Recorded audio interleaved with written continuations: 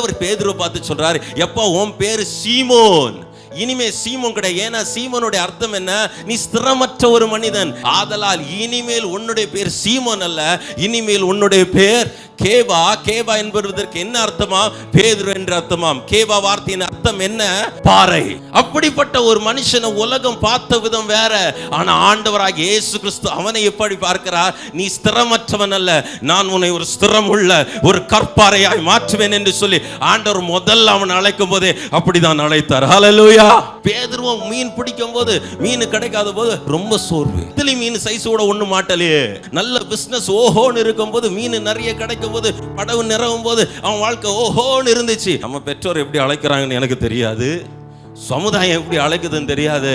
ஆனா ஆண்டவர் உங்களையும் என்னையும் கற்பாறையாக தான் அழைத்திருக்கிறாரே தவிர மணலின் மேல் கட்டின வீடை போல அல்ல. ஹல்லேலூயா.